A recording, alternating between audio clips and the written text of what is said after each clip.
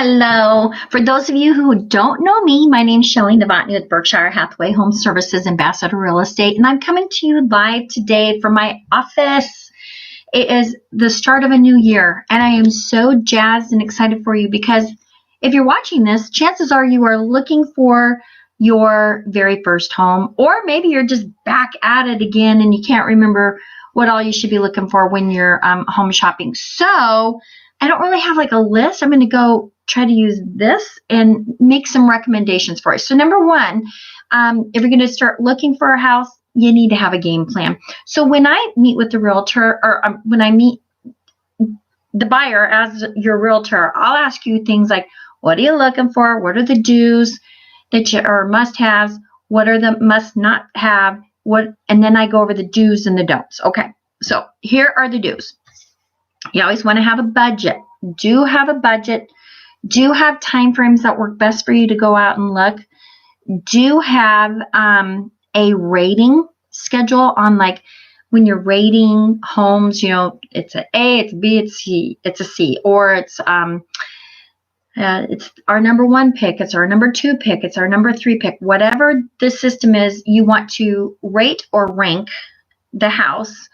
And then if it's a 1 as being the best, or if it's an A being the best, then you need to talk to your realtor. Should we come back and take a second look? Okay. When you are setting up showings, know that just because you're sitting out in front of the house and you're ready to go in and take a look does not necessarily mean that your seller is ready for the showing. So the way that it works is you call your buyer's agent, and then that buyer's agent calls the seller's agent, which is the listing agent, and then they'll contact the seller to see if the time that works for you to go in and to look at the house works for them. Excuse me. Then once you guys go in and take a look at the house, you don't want to discuss all the things that you don't like about the house, because I can guarantee you 50% of the homes right now have this little gem in them. Okay. This is an Alexa, and oh, look, she hears her name. Alexa's constantly listening. See, she's listening again. And did you know on your phone, she's talking to us right now. Oh, hang on, she's trying to play. On your phone, there is an app for Alexa, and I could actually, if I had this at my house on right now, which I unplugged it, by the way, I could go ahead and tell my phone to listen in at home. So if you're ever in a house and you see that little blue light come on, like you just saw Alexa's light come on.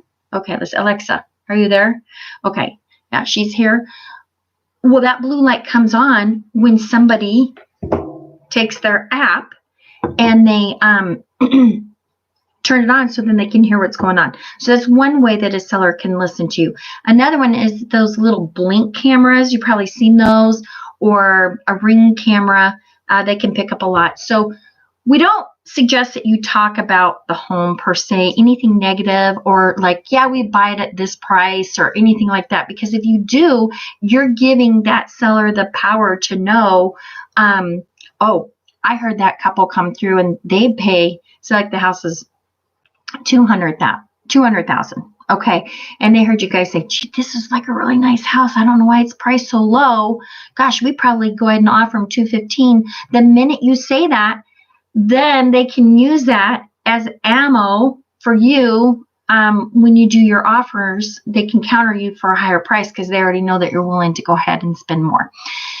Another don't is when you're out buying a house, you don't want to take out a credit card. So have you ever gone to like Sears, JCPenney's, Kohl's, Target, and they say, would you like to sign up for a credit card and we'll give you a 10% off your order?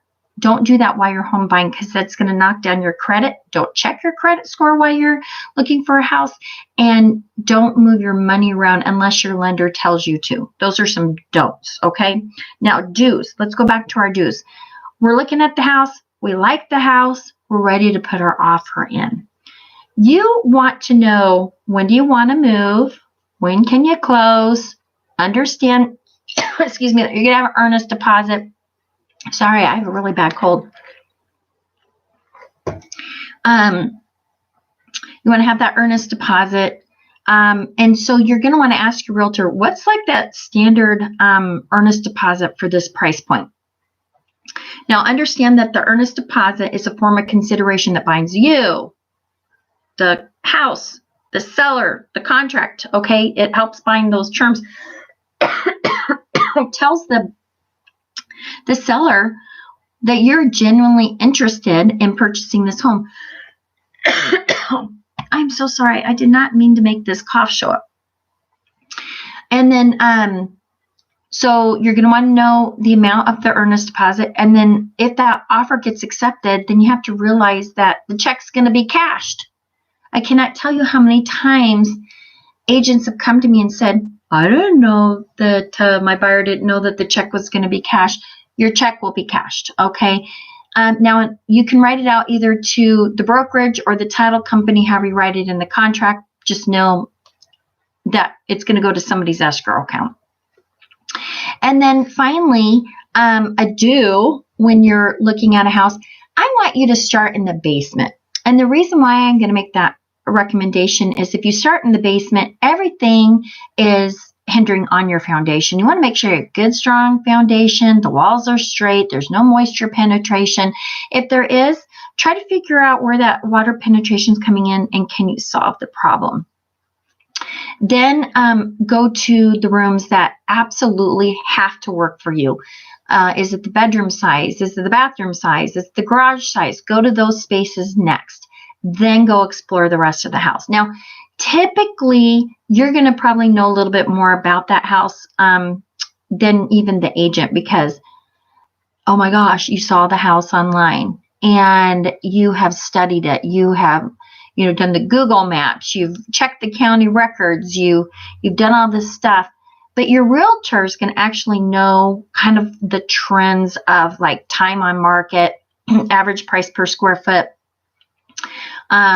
those types of things. And the reason what happens, and I have a coach, he's fun. He's like, you should go out and preview the houses before you show the houses as a realtor. Yes, we should.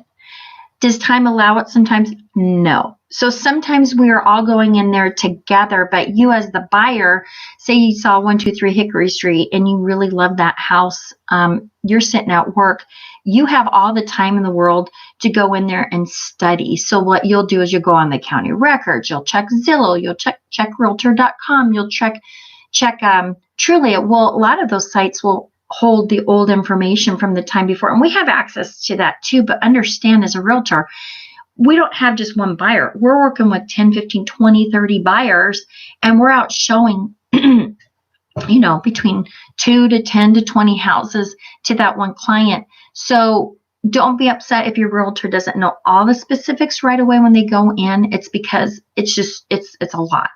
But if you like that house, say like 123 Hickory Street is the house that you like, then what's going to happen is your realtor is going to go ahead and do a quick snapshot of the market. And in the Omaha Multiple Listing Service, there's a little program in there. It's called InfoSparks. We can go ahead and look and see what the average square foot is for that particular style, or not that particular style per se, but in that zip code, what's been selling, days on market, and then we can go ahead and break it down. We can use the RPR report, and then we'll do a market analysis. At least that's what I do before I have my buyer go ahead and make an offer, because I just want to make sure that they understand what the price per square foot is, days on market, those types of things. So you're a little bit more educated. Now, I have lined myself up with an exceptional lender through Church Home Mortgage. So she has an app that she lets me give to my buyers, which is really nice. And so usually my buyers know that stuff before we even go out. And so the app will show anything that's active, anything that's pending, and anything that's sold. So, excuse me, they typically already know those facts because they're studying it right along with me. Once you go ahead and you've written your offer and you're going to go through home inspection, do have the inspection. I know that when the market starts to heat up, in the spring, a lot of times your agent will say, well, you know, if you have the inspection, you know, you could miss out on the house. Yep, that is true. That could potentially happen depending on what your market is like in your area. But I'm going to tell you honestly, if you want to have a home inspection, then by golly, you pay for that home inspection. But know that it's going to be upfront cost. So you will have to pay that inspector upon the completion of the inspection. Do have a termite inspection. Those things, the termite inspection just isn't for termites. It's for wood destroying insects. So Google wood destroying insects. You'll be able to see all sorts of different bugs outside of termites. If they're found, seller can treat those for you if it's written like that in the contract. And then do have a radon test. Radon is a gas you can't see, taste, or smell, but it's there, and it is a cause for lung cancer. And depending on what state you're in will depend on how much your uranium's in the ground, and then that's where the gas comes from. Is the rock in the ground releases the gas, and that gas will come up through like the drains and that kind of stuff. So do have a radon test if that's important to you. Don't be afraid to have these tests, but just know as the buyer, you do have costs involved with that, and your realtor can go over what those average costs are. I always recommend everyone to have a plot plan done, even if there is a plot plan available. Still have it, then you have record of that, and then you can go ahead and use that later in life if there's ever a dispute over the lot, or you're trying to figure out where your boundaries are. It's just nice to have. And then after you guys go through your inspection with your the home inspector, your home inspector is going to give you a printout, like a book, or they're going to send it to you electronically of everything that they found. Now, will they find everything? Absolutely not. They're only there for 3 or 4 hours, but it's going to give you a good base of everything that has been found in the home, and then you can go back and you can renegotiate your terms. A lot of times buyers will just say, these are the 5 things or 2 things or 1 thing that I just can't live with, and I need the seller to address it. So you'll have a trained, skilled professional realtor like myself. They'll go in there, they'll renegotiate the terms, and then after the home inspection's done, we'll go ahead and get that thing to close. So kind of the steps that happen after that, the lender is already in the process of sending you out all your docs. You have to review them. They're going to set your rate, and then your interest rate. They're going to ask for all your bank statements. You're going to say, why am I doing this? I already gave it to you, but they're just making sure that your money's being consistently in your account. So here's another do. Always do keep as much money in your account as possible. You're going to find that house. You're going to love it. You're going to like, oh, we have to go buy a refrigerator. We have to go buy new window treatments. No, don't buy any of those things until after closing, because we'd like you to try to keep the same amount of money in your account until closing. So we always suggest just don't spend money, and eat at home if you can. Try to keep all those costs down during the home buying process, because you want as much money in that account as you possibly can. Do have your realtor show you a buyer's estimated cost sheet. In the state of Nebraska, is required that we show you what those costs are. Your lender can give you a detailed one, but do know how much it's going to cost you to purchase that home.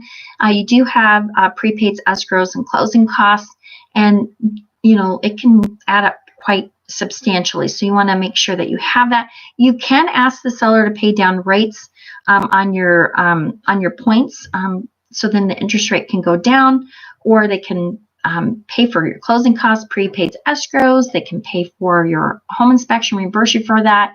So ask your realtor how that works, and then do have a final walkthrough. Once you've gone through the whole process of buying, the home inspection, the title work, you've gotten it clear to close, a few days before closing, do walk through. Make sure that the home is in the same condition as it was the day you wrote on it. So some of the things that I have found when we do walkthroughs is that, especially if the property has been vacant, sometimes we'll find out that the seller didn't keep the utilities on, or somebody broke into the property. Now, that doesn't happen very often. It's happened a few times. Maybe we found out that the mover scratched the hardwood floors, and we want to have that repaired. We have found items still there that should be removed. We found that we were told that a repair was going to be done during the home inspection, but it was not handled. I do not recommend that you do your final walkthrough a few hours before closing, because if these issues come up, you're not going to have enough time to get the items handled prior to closing. Your skilled, trained professional realtor will be able to go in there and help negotiate any issues and terms, so then you can still close on time even if there is an issue. So I hope that this information has been helpful. It's been a mouthful. I didn't have any notes. I had a little bit of a cough. I want to thank you for sticking around. If you have any questions or you feel like you need help in your home buying process, please feel free to call me, or you can text message me at 402-250-7042. I'm with Berkshire Hathaway Home Services Ambassador Real Estate. And I do have the Ultimate Home Buyer Guide, which is a great tool. If your agent doesn't have one and you need a copy, let me know. I'd be happy to send it to you. But it just kind of gives you about 25 steps that you as a buyer need to be actively involved and be a participant in the home buying process. I hope that you guys have a great day and Happy New Year.